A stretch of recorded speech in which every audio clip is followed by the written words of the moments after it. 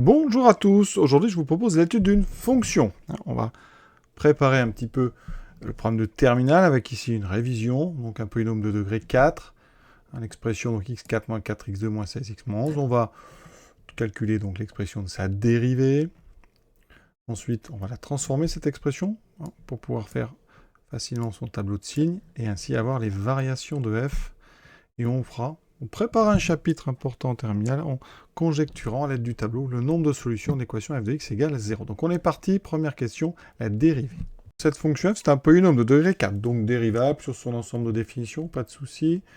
Donc, quel que soit x appartenant à l'intervalle 0, 4, 0,5 ici, pardon, 0,5, on va tout de suite donner l'expression de f', donc dérivée de x4, c'est 4x 3 moins 4 fois la dérivée de x2. Donc 4 fois 2x, ça fait 8x. Moins 16. Vous voyez, ça, c'est un polynôme de degré 3. Donc on ne sait pas déterminer son signe.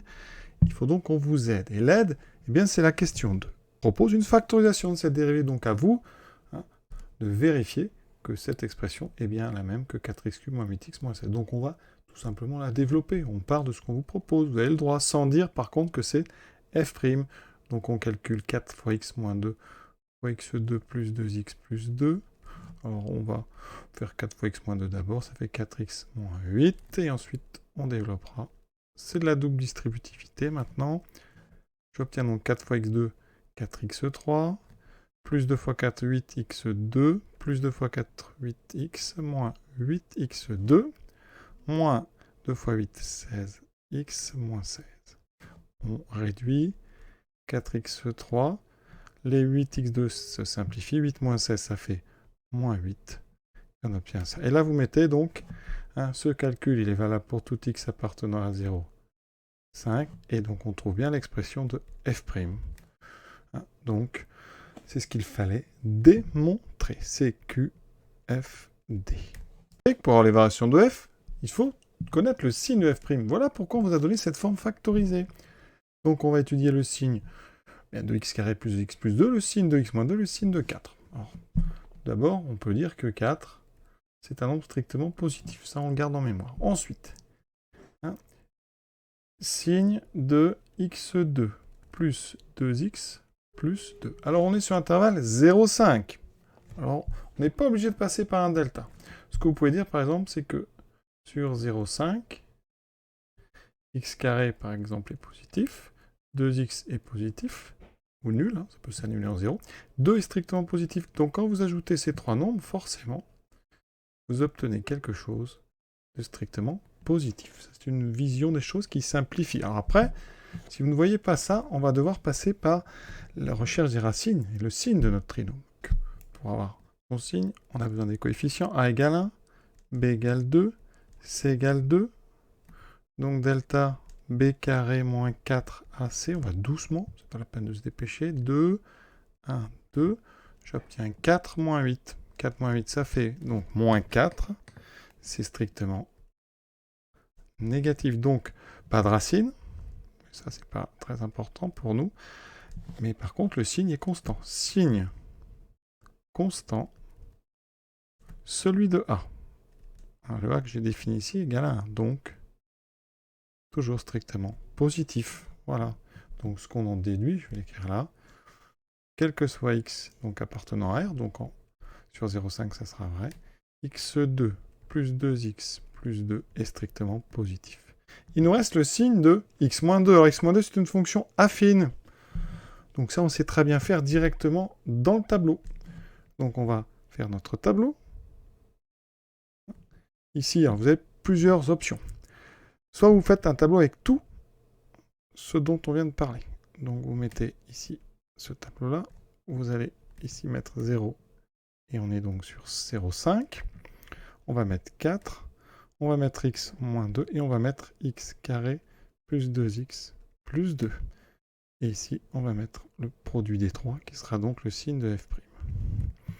Et le signe de f' nous donnera les variations de f. Alors la plupart marquent variation de f. Vous pouvez aussi mettre variation de f de x en fonction de x. Ça, c'est rien de grave. Donc ici, le x carré plus x plus 2, vous allez mettre que des plus. 4, vous mettrez que des plus. Donc le seul qui change de signe, c'est x moins 2. Effectivement, 2, il est ici. Donc on aura deux zones. X moins 2 s'annule en 2. C'est une fonction affine croissante, donc moins 0, plus. Pour les deux autres, on a dit que ce sont des expressions toujours positives. On met des plus. Ensuite, on fait le produit. Moins 0, plus. Votre fonction f, elle est donc décroissante et croissante. Strict. Faire un tout petit peu autrement en disant, avant de faire le tableau, que donc 4 est positif. Pour tout x, on a dit x2 plus 2x plus 2 est strictement positif. Donc, f' de x est du signe de x moins 2. Dans ce cas-là, vous mettiez directement moins 0 plus, sans passer par les trois lignes.